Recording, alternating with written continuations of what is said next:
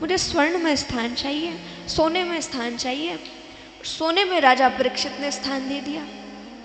इसीलिए हम कोई भी सोने की चीज़ लाते हैं, स्वर्ण की चीज़ लाते हैं, गहने लेकर के आते हैं, तो उसे पहले ठाकुर जी को अर्पित करो, राधा रानी को अर्पित करो, भगवान को पहले स्पर्श कराओ, ताकि उससे कलयुग का वास हट जाए, उसके दुर्गुण दूर हो जाए। दूसरी बात, बुद्धि लगाई जाए तो इसका कारण ये भी हो सकता है, ज़्यादा सोना आएगा, अहंकार आएगा, लेकिन हम ठाकुर जी से स्पर्श करा करके कह रहे कि हमारा कुछ नहीं है, सब आपका दिया है। और जब तक व्यक्ति ये सोचेगा कि सब ठाकुर जी का है, तब तक व्यक्ति में अहंकार नहीं आएगा। इसीलिए अहंकार को दूर करने के लिए है, अहंकार नहीं होना चाहिए व्यक्ति में। ये 5 स्थान राजा परीक्षित ने कलयुग को दिए और अपने महल चले गए।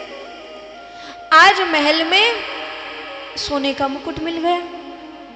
राजा परीक्षित ने देखा ये सोने का मुकुट तो बड़ा सुंदर है, ये तो मेरे मस्तक पर होना चाहिए, और सिर पे पहन लिया।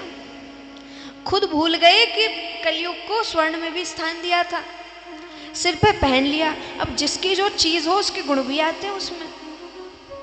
हर किसी की कोई चीज धारण नहीं करनी चाहिए। अब वो मुकुट था जरासंध का। राजा परीक्षित ने अपने मस्तक पर जैसे ही उस मुकुट को लगाया कि यहाँ कलयुग आकर के बैठा। नहीं थे राजा परीक्षित बुरे, बुद्धि भी ऐसी नहीं थी, लेकिन कलयुग का कार्य है बुद्धि पलटाना, बुद्धि बिगाड़ना। राजा परीक्षित की बुद्धि बिगड़ी, कहते शिकार पर जाएंगे। शिकार करने के लिए राजा परीक्षित गए और आते समय प्यास लग गई। श्रमिक ऋषि समाधि लगा करके बैठे थे। राजा परीक्षित जाकर के कहते हमें बड़ी प्यास लगी है, जलपान करा दो।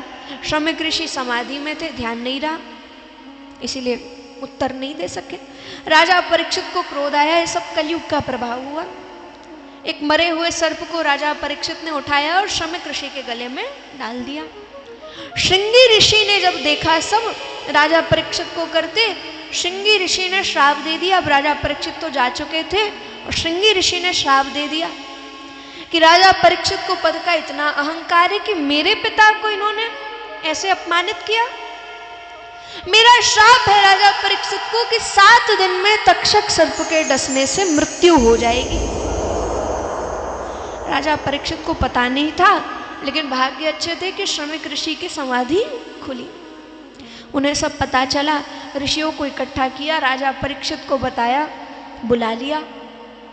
श्री सुखदेव मुनि महाराज का आगमन हुआ, वहीं से जा रहे थे, सबने दर्शन किए और कहते हैं राजा परीक्षित का कल्याण करना है, बड़े धर्मात्मा है। कभी कथा में मन इनका लगा नहीं, कभी सुनने जा नहीं पाए, कभी कोई पूजा सेवा इन्होंने की नहीं, लेकिन क्योंकि धर्मात्मा है, धर्म पे चलने वाले हैं। जो व्यक्ति धर्म पे चलता है वो भले ही पूजा ना करे, लेकिन संत भी उसका भला चाहते हैं।